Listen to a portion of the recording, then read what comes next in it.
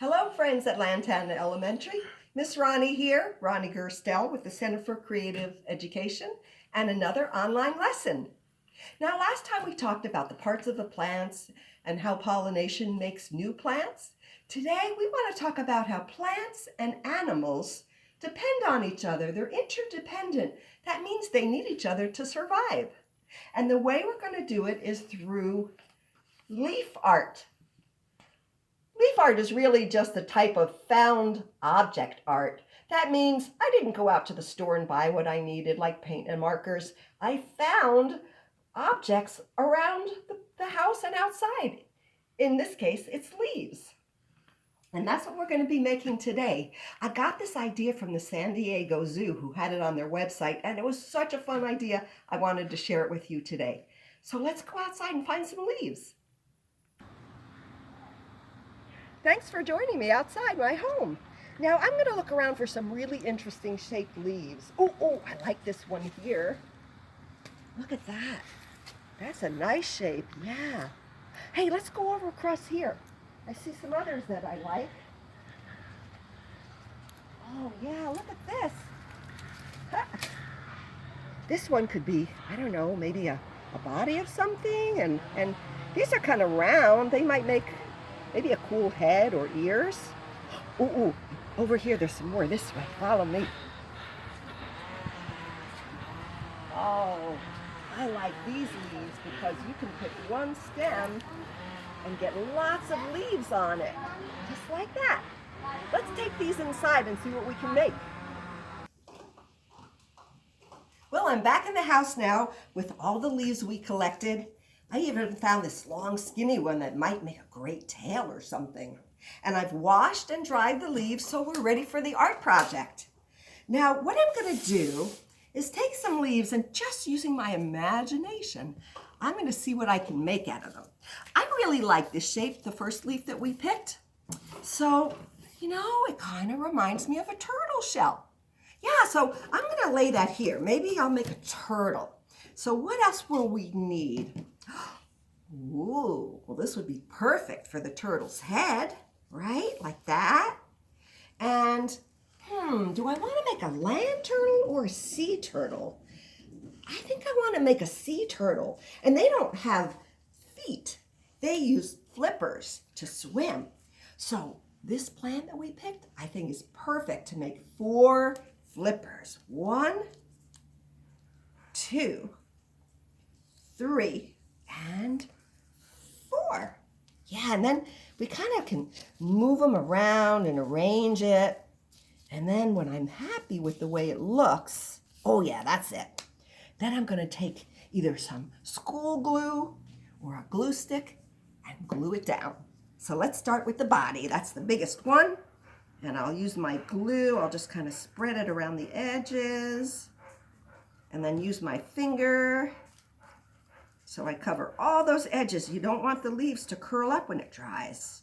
So be sure you get enough glue on. And I'm going to glue my body right there. Okay, like that.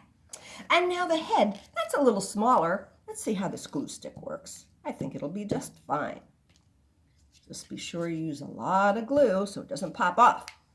Great. And I'm going to use this for the flippers. There you go.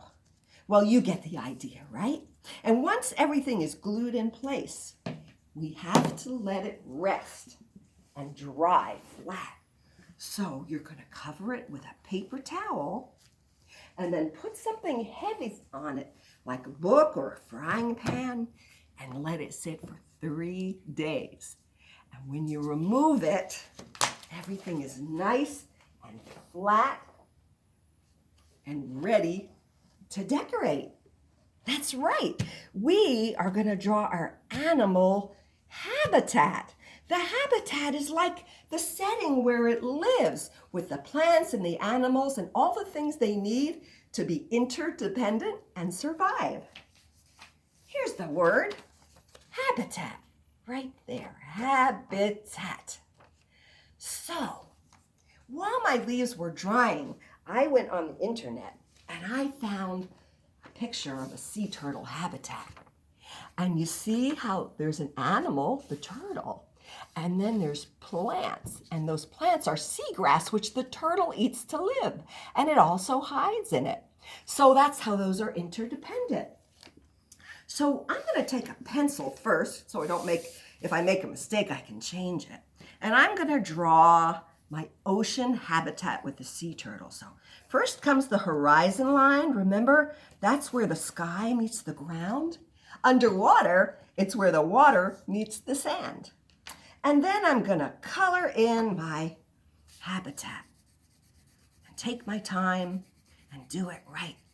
Now, I'm not going to take the time here, but I already made one to show you, and I'm so proud of it. Ta-da! Look at my leaf art sea turtle and habitat. I wrote ocean habitat. I labeled everything. Sea turtle, pointing to our friend, the sea grass that he eats, and the sand at the bottom of the sea, of the ocean. There you go, and that's how you do it. Now, boys and girls, I had so much fun making my sea turtle. I got all kinds of crazy ideas. For example, when I pulled all of the leaves off of the stem to make the sea turtle flippers, this was left. And it made me think of something. What does that remind you of? I thought it looked like the legs of a bird. So that gave me an idea for my next leaf art, where I made a water bird with long, skinny legs out of a bunch of different shapes of leaves, just like we did with our sea turtle. And then while that was drying, I found a picture of the seabird habitat. That's actually a heron, and I forgot this part, so I added it onto my picture here. Oh, the little tail fell off, but we can glue that back on. And then I got another idea, and I wanted to make another leaf art, so I made this guy. What do you think it is? That's right, it's a mouse. And I'll show you what the mouse habitat looks like.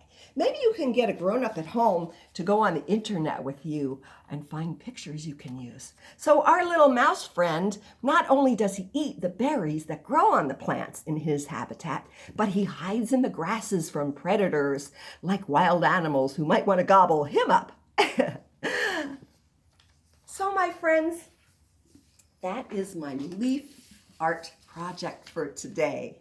And I had such a good time making these. I hope you do too. Use your imagination, come up with some wonderful pictures, and then draw in and label their habitats.